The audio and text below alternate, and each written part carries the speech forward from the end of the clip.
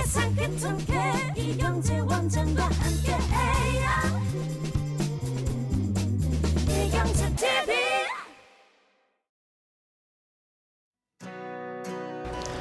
안녕하세요. 반갑습니다. 저한테 좀 인간관계에 대해서 좀 얘기를 해달라. 그래서 내가 한의학 특강을 많이 했는데 인간관계에 대해서 내가 아는 게 도움이 될까 하다가 좀 제 나름대로 그래도 저도 한 30년 사회생활 했으니까 내가 행복해지는 인간관계에 대한 특강을 하러 왔습니다.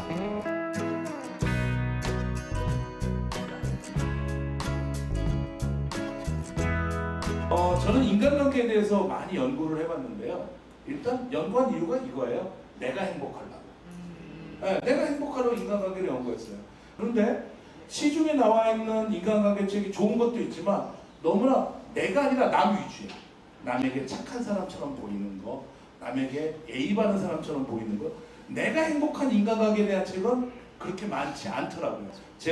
오늘은 제가 인간관계를 잘한다고 는 말할 수는 없지만 꽤 많은 사람을 만나본 사람으로서 저에게 있어서 사람을 만난다는 것은 어떤 원칙이 필요할까?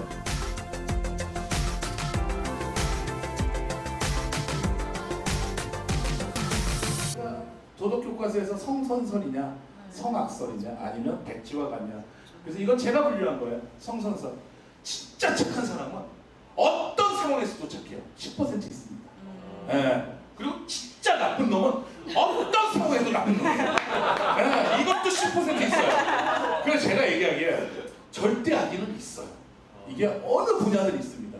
후천성, 중간인이라고 합니다. 상황에 따라 착하기도 하고 상황에 따라 악하기도 합니다. 이런 사람이 한 80% 되는 거예요. 제가 50년 살면서 정확하게 51년 살면서 경험한 거를 토대로 한 10,000명 정도 데이터로 한 거니까 그렇게 엉터리는 아닐 겁니다. 그래서 인간관계도 해마다 10%를 정리하십시오.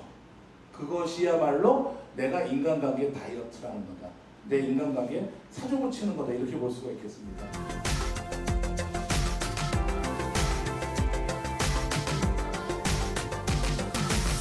사람은 4가지 유형이 있습니다.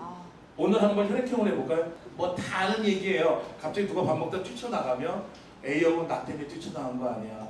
그 다음에 O형은 쫓아나가서 왜 그래. 그리고 B형은 계속 밥 먹고 있어요. 뛰쳐나간 A, B형이고 뭐 이런 거 다 아는 얘기예요. 그런데 이 혈액형으로 심리학을 보는 나라가 전 세계에 딱 2나라 있습니다. 우리나라하고 일본이에요. 그래서 ABO로 심리 유형이라든가 사람의 성격을 얘기하는 전 세계 딱 2나라. 대한민국과 일본밖에 없습니다. 북한은 잘 모르겠네요. 제가 안 가봐서. 그래서 이렇게 보시면 되고 유럽에 가면요. 자기가 무슨 혈액형인지도 몰라요. 그거 왜 그러냐? 그 나라 사람들은 사람에 대한 스트레스를 우리보다 덜 받는다. 우리나라나 일본은 밀도가 높다 보니까 나와 너무 다른 사람들이 나를 상처 주는 일이 많아요.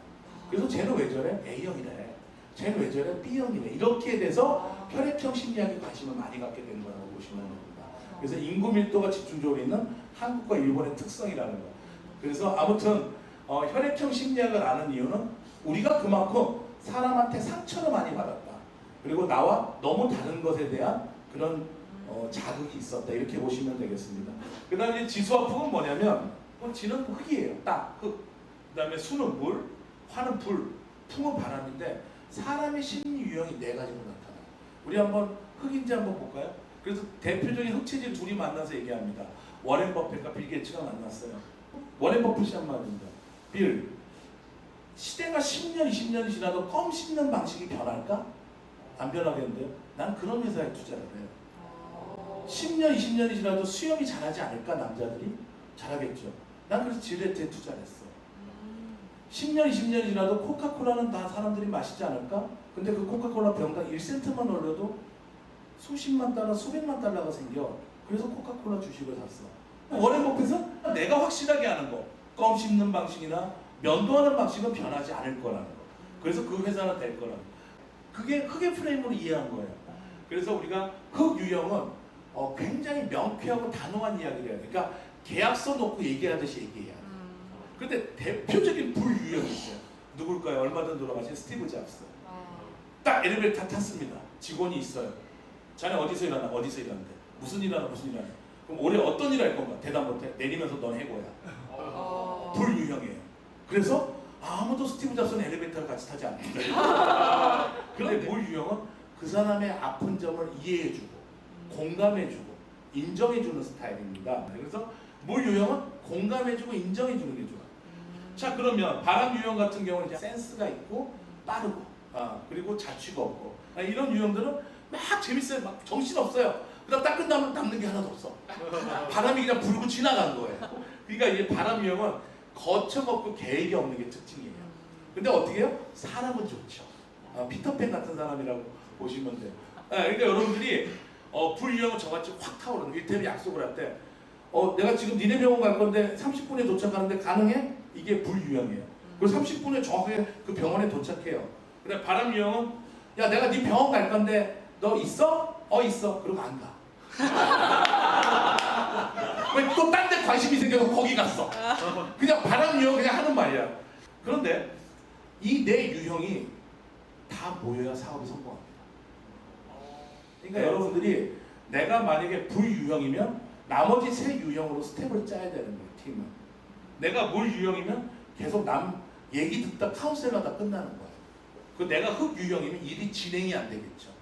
그래서 지수화풍 심리 유형을 좀 이해하시면 아마 여러분들이 이렇게 구분만 안 했다 뿐이지 이렇게 하고 계십니다. 이런 식으로 여러분이 지수화풍을 활용하시면 되겠습니다.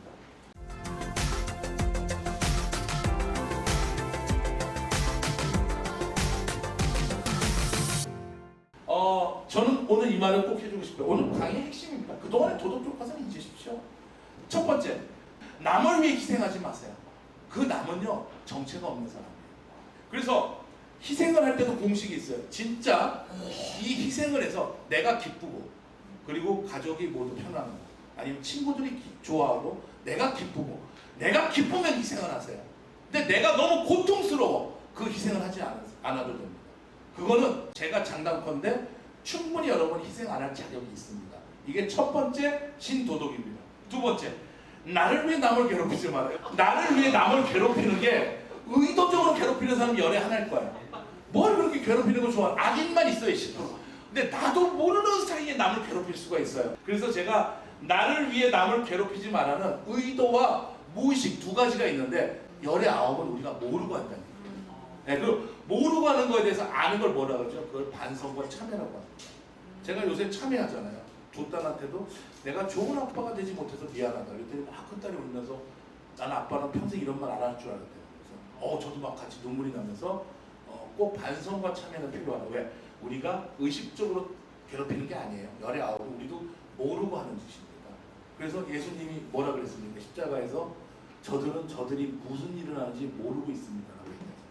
내가 지금 십자가에 못이 박혀 너무 고통스러운데도 저들은 지금 이 짓을 나한테 했지만 무슨 일을 하는지도 모릅니다 라고 얘기한 그 깨달음과 지혜가 있다는 거죠. 세 번째, 배려했는데 고마워하지 않는 인간은 절대로 만나지 마세요. 여러분, 제가 대학 다닐 때 제가 86학번이거든요. 저희 때는 어떤 게 있었냐면 좀 약간 공동체 사회에 대한 정신이 좀 있었어요. 민주화 세대라고 하죠. 386인데.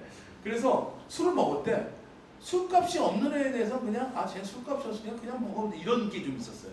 근데 늘 그 술값을 제가 내니까 나는 사실 좀 거슬리더라. 솔직히 A형이다 보니까 왜 쟤는 맨날 얻어먹으면서도 고마워하지 않지? 걔가 많이 고마워했더라면 내가 이런 생각이 안 들었을 거야. 이렇게 모임이 있어도 n분의 1을 하면 깔끔한데 꼭 n분의 1 할 때 지갑을 안 갖고 와요. 왜 걔는 맨날 지갑을 안 갖고 올까요?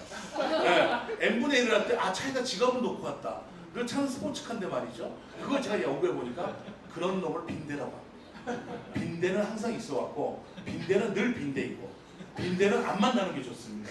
그래서 제가 이거 배려해서 고마워하지 않는 인간 절대로 만나요. 빈대는 만나지 않는 게 좋다는 이야기. 그래서 이 세 가지만 하셔도 여러분은 스트레스를 훨씬 덜 받습니다. 이게 제가 이야기하는 신도덕 교과서입니다.